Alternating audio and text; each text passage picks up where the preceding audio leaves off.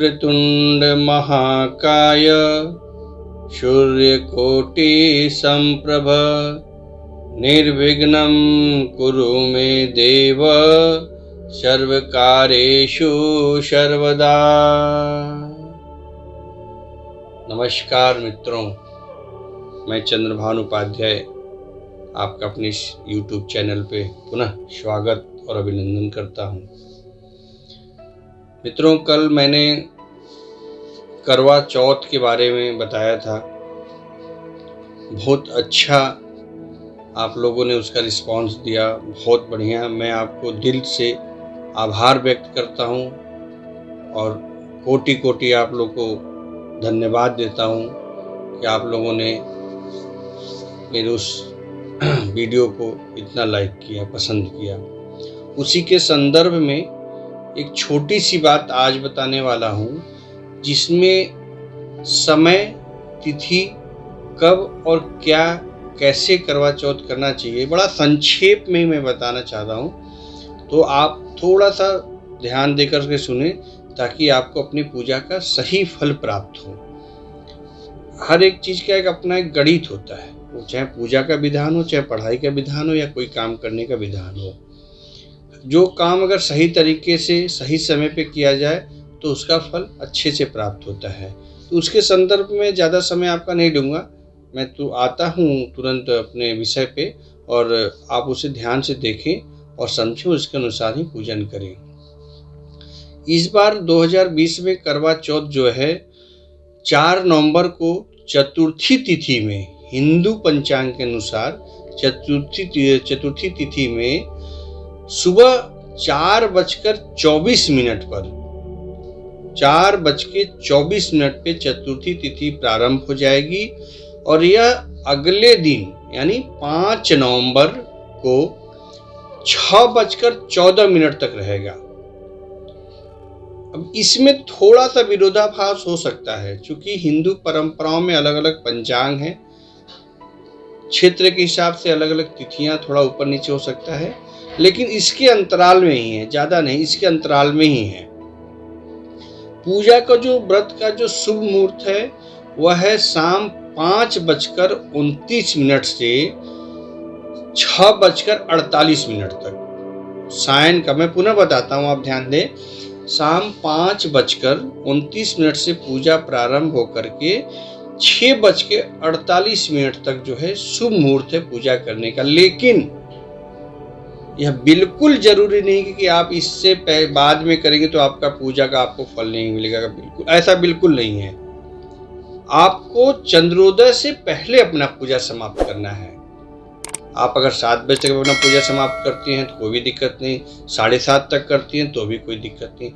सब मिलाकर के चंद्रोदय से पहले, चंद्र के उदय होने से पहले आपको अपना पूजा समाप्त करना है। हाँ, जो समय मैं बता रहा हूं, अगर आप उस काल में उस समय में पूजा करते हैं तो एक थोड़ा विशेष टाइम होता है उस समय, तो उसका एक अलग प्रभाव होता है।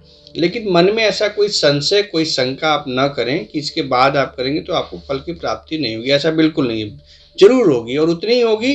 बाकी जो लोग उस टाइम में करेंगे उतना ही आपको भी मिलेगा। सुबह स्नान ध्यान करने के बाद, मैंने कल ये चर्चा में बताई थी, आज उसमें थोड़ा सा और कुछ और उसको विस्तार से बता देता हूँ कि सुबह आप जब सर्गी कर लें, ब्रह्म मुहूर्त से पहले यानी सूर्योदय से पहले आपको अपना सर्गी करना है। अगर आप करना चाहें तो सर्गी कर लीजिए। सर्गी में मीठा सामान न खाएं, नहीं तो बार बार आपको प्यास लगेगी। चाय कॉफी न पिए, क्योंकि अगर आपको व्रत रहना है, अगर आप व्रत रहेंगे तो चाय कॉफी पिएंगे तो आपको दिन में परेशानी हो सकती है। इसलिए कोई हल्का फलाहार टाइप का करें ताकि आप दिन भर आराम से रहें, क्योंकि निर्जला व्रत रहना आपको, वो आपको ध्यान देना पड़ेगा। व्रत में इन चीज़ों का बड़ा विशेष महत्व होता है कि आप उससे एक दिन पहले क्या खाते हैं। कोई मांस मंदिरा का सेवन न करें, कोई ठोस वस्तु आप न खाएं जो कि आपको पचने में दिक्कत हो, तो इसलिए हल्का भोजन करें। सर्गी करने के बाद आप स्नान ध्यान करने के बाद जो है साफ सुथरा कपड़ा पहने, कपड़ा में ध्यान रखें कि आपको सफेद कपड़ा नहीं पहनना है, पीला कपड़ा पहने, लाल कपड़ा पहने। उसके बाद मन में एक व्रत लें। व्रत किस चीज का? एक संकल्प लें। संकल्प किस चीज का? व्रत का। जो दिन आप व्रत करेंगे उसका एक संकल्प लें। संकल्प में कुछ ज्यादा नहीं, जो मैं बोल रहा हूँ वो भी दोहरा सकते हैं, और कुछ नहीं तो आप मन में भगवान करवा माता को, भगवान भोलेनाथ, माँ पार्वती, गौरी पुत्र गणेश और कार्तिक को ध्यान में रख के, चंद्रमा को ध्यान में रख के मन से भी आप ऐसे भी बोल सकते हैं, नहीं तो कुछ लोग बोल भी सकते हैं। क्या बोलना है आपको? मम सुख सौभाग्य पुत्र पौत्रादि सुस्थिर श्री प्राप्ते कर्क चतुर्थी व्रत अहम करिष्ये। आपको ये बोलना है। अब अगर बोल लें तो ठीक है, नहीं बोल पाए तो आप ऐसे भगवान को याद करके और संकल्प लें कि मैं आज आपका व्रत उपवास करूंगी, मेरे इस व्रत उपवास को आप स्वीकार करें। बस आप मंदिर के पास में आपका जो मंदिर का घर है, पूजा घर है, उसके आसपास थोड़ा सा गेरुआ से उसको कलर कर दें दीवार को। नहीं तो आप एक सफ़ेद पेपर आजकल मार्केट में आता है, सफ़ेद मोटा पेपर आता है, उसको चिपकाएं, उसको जो उस पर गेरुआ कलर करते हैं, फलक बनाएं, चावल पीसकर उस पर करवा माता का चित्र बनाएं। इस रीति को करवा धरना भी कहा जाता है। कहीं कहीं क्षेत्रीय भाषा में से करवा धरना भी कहते हैं। करवा को मतलब करवा के चित्र बना करके पूजन किया जाता है। शाम को माँ पार्वती और शिव की ऐसी फोटो लकड़ी के फ्रेम में या किसी तरह का लें जिसमें भगवान गणेश जो है माँ पार्वती के गोद में हो। बड़ा ही उत्तम ये चित्र जो है, बड़ा ही उत्तम दृश्य होता है। तो आप इस तरह का लें। करवे में जल भरकर, पूजा समाप्त होने के बाद करवे में जल भरकर चौथ का व्रत का जो कथा है, करवा माता को कथा सुने, माँ पार्वती को श्रृंगार का सामान चढ़ाएं, उनका श्रृंगार करें। उसके बाद माँ पार्वती, भगवान गणेश, शिव की आराधना करें। चंद्रोदय के बाद चांद की पूजा करें और अर्घ्य दें। उस दिन जो व्रती औरतें हैं वह नुकीले चीजों का प्रयोग बिल्कुल न करें। ऐसा शास्त्रों में मान्यता है, ऐसा शास्त्रों में बताया गया है कि उस नुकीले चीजों का प्रयोग न करें। सुई धागा का प्रयोग न करें, आप कढ़ाई सिलाई बुनाई न करें। उस दिन आप एक दिन के लिए टाल दीजिए, बाकी दिन तो आप करते ही हैं। 365 दिन में एक दिन नहीं सही, आप उसको त्याग नहीं करना चाहिए, वर्जित है ये। नुकीले चीजों का प्रयोग आप बिल्कुल नहीं करें। अच्छा, एक और जो गर्भवती महिलाएं हैं उनके लिए, जो कि ये वो भी अपने पति की लंबी आयु के लिए व्रत करेंगे, लेकिन उनके लिए मैं यहाँ पे एक बात बताना चाहूँगा कि अगर वो किसी डॉक्टर को दिखा रही हैं तो एक बार डॉक्टर से जरूर सलाह लेना, क्योंकि गर्भवती महिलाओं को दिन भर निर्जला व्रत रहने में थोड़ी परेशानी हो सकती है।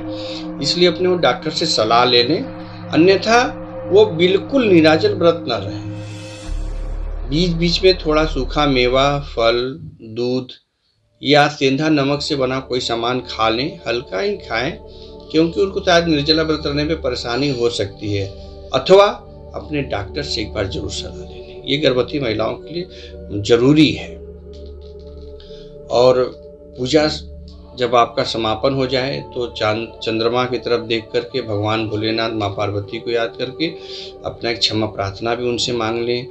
सौम्य रूपम महाभाग मंत्रराज दिज्युतम मम पूर्वकर कृत पापम औषधियम, ऐसे बोल करके आप उनसे मन में मंत्रहीनम क्रियाहीनम भक्तिहीनम सुरेश्वरी यत् पूजितम मया देवी तदस्तु परिपूर्ण में, ऐसे बोल के भी आप उनसे गलती के लिए माफी मांगिए। और चंद्रमा को देखते हुए, उनकी तरफ को देखते हुए जो है अपने पति की लंबी आयु के लिए, उनके सुख के लिए, उनके ऐश्वर्य के लिए आप उनसे प्रार्थना करें। धार्मिक मान्यता है कि चंद्रमा को आयु, सुख, शांति का कारक माना जाता है।